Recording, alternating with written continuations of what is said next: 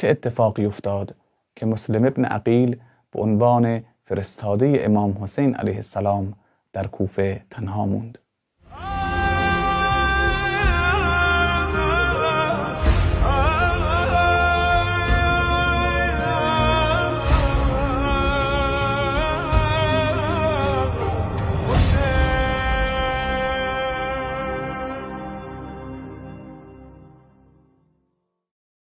وقتی که امام حسین علیه السلام از بیعت با یزید سر باز زد و از مدینه رهسپار مکه شد، نامه‌های فراوانی از سمت مردم کوفه به دست حضرت رسید که ما پیشوایی نداریم و با حاکم کوفه ما نماز جمعه نمیخونیم، برای عید خارج نمیشیم باهاش و بیا که اینجا برای تو سپاه و لشکر آماده هست و به سپاه خودت ملحق شو.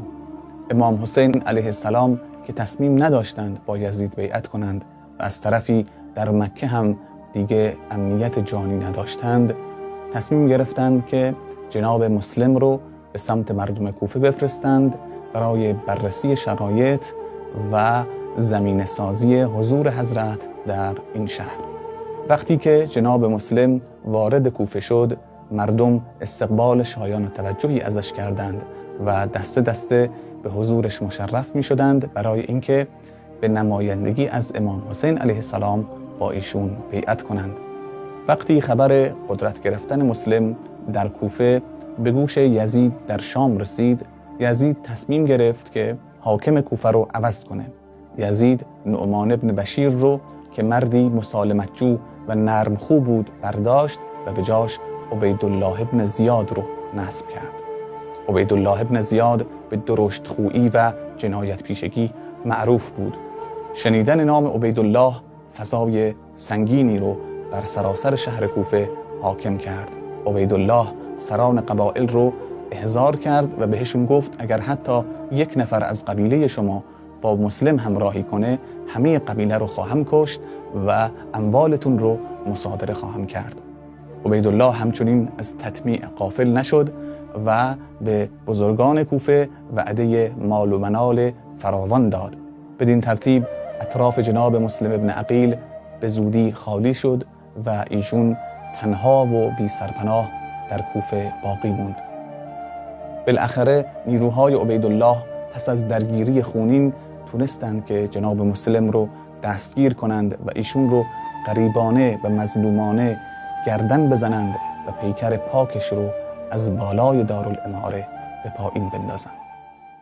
امروز برای شیعیان لازم هست و شایسته است که با خودشون بیندیشند که چه اتفاقی میفته که امتی که ندبخان حضور امامشون بودند و نامه‌ها فرستادند و در انتظار امامشون بودند، پشت فرستاده امامشون رو خالی میکنند و بعد کمر میبندند به قتال با همین امام مظلوم و معصوم. وقتی عبیدالله دید که با تهدید و تطمیع مردم به همین راحتی تونست قیام مسلم رو سرکوب کنه، تصمیم گرفت که همین مردم رو بسیج کنه برای قتال با امامشون سید الشهدا در صحرای کربلا. البته بسیاری از این مردم از سپاه عبیدالله فرار کردند، اما به حسین علیه السلام هم ملحق نشدند و امام حسین علیه السلام به همراه معدود یارانش غریبانه و مظلومانه در صحرای کربلا محاصره شد و خودش و یارانش به شهادت رسیدند.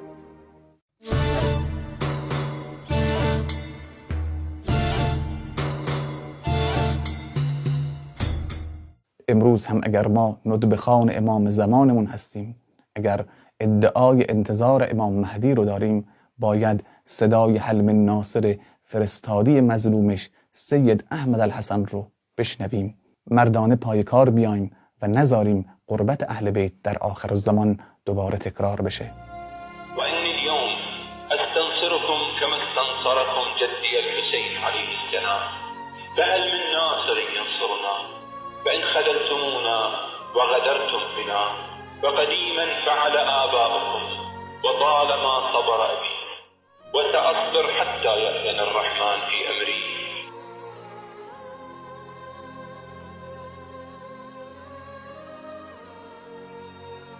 امام حسین علیه السلام فرمودند کسی که صدای یاری خواهی ما اهل بیت رو بشنوه و اجابت نکنه، خدای متعال او رو با صورت در آتش جهنم خواهد افکند. این دنیا دار امتحانه. هم اون کسانی که امام حسین رو مردانه یاری کردند شهید شدند و طعم مرگ رو چشیدند و هم اون کسانی که در صف مقابل حضرت ایستادند، اونها هم بالاخره روزی مردند و از این جهان رخت بربستند. اما دسته دوم لعنت خدا و ملائکه خدا رو و مؤمنین رو تا روز قیامت به جان خریدند و چه بد آخرتی برای خودشون رقم زدند.